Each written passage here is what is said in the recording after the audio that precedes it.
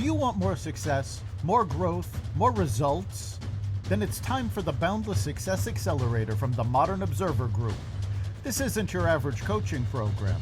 It's where top performers come to dominate. Weekly group sessions, on-demand coaching, a community that's got your back, and a power-packed library of tools to supercharge your business and career. No more excuses, no more waiting. Get in, level up, and start building the life you've been dreaming about. Visit us at modernobserver.com/boundless success to join today. Let's get you to the next level. We're here because the news is being distorted.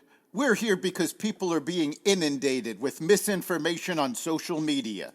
We're here because people are being judged guilty until proven innocent. We are fighting back with facts. This is not a safe zone, so buckle up, Buttercup. This is the raw, naked truth.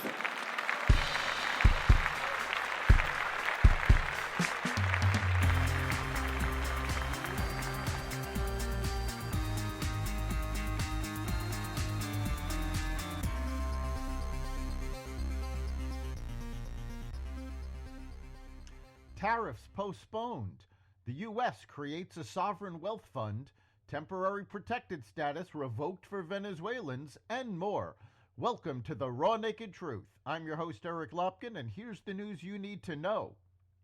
Mexico and Canada cut deals with the Trump administration yesterday to postpone potential tariffs for 30 days. Mexican President Claudia Sheinbaum promised to deploy 10,000 Mexican troops to the border to stop the flow of illegal immigrants and drugs. In return, Trump agreed to pause his 25% tariff on goods coming from south of the border. Soon after, he struck a similar deal with Justin Trudeau, who said he'd appoint a fentanyl czar and promised to send 10,000 Canadian troops to the northern border. Canadians took to social media blasting Trudeau for stonewalling Trump instead of working with him to do the right thing. Tariffs will still be levied against Chinese goods starting today, but Trump says he plans to talk with President Xi Jinping as soon as this week.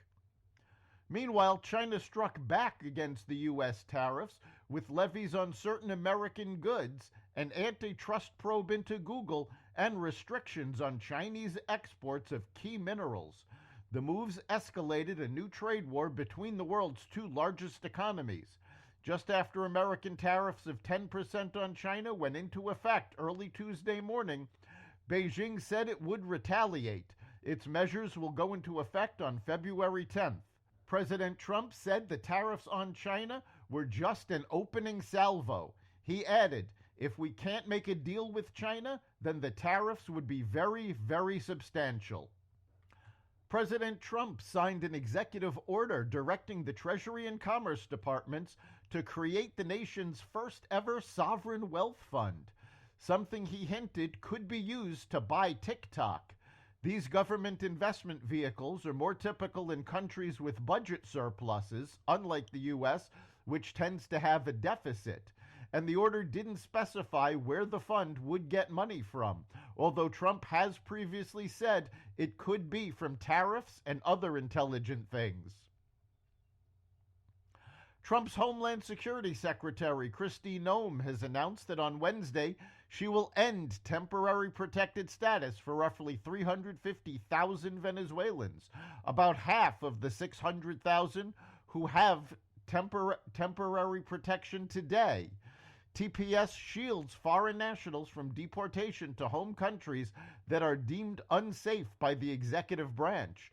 The move hasn't been welcomed by everyone in Trump's party. On Friday, Florida Congressman Carlos Jimenez urged the administration to find a solution for TPS holders from Venezuela who he called law-abiding migrants seeking freedom. Treasury Secretary Scott Bessent was appointed the acting director of the Consumer Financial Protection Bureau after President Trump fired the head of the financial watchdog agency created in the wake of the 2008 crisis. Bessent got right to work implementing the latest signature Trump administration pause, telling the agency's staff to stop all work on enforcement, litigation, and new rules pending review. That's the Raw Naked Truth. You can catch every episode of the Raw Naked Truth at xvadio.com, the Apple Podcasts app, YouTube, Rumble, Spotify, iHeartRadio, Audible, Amazon Music, and other platforms that respect freedom of speech. We'll see you next time.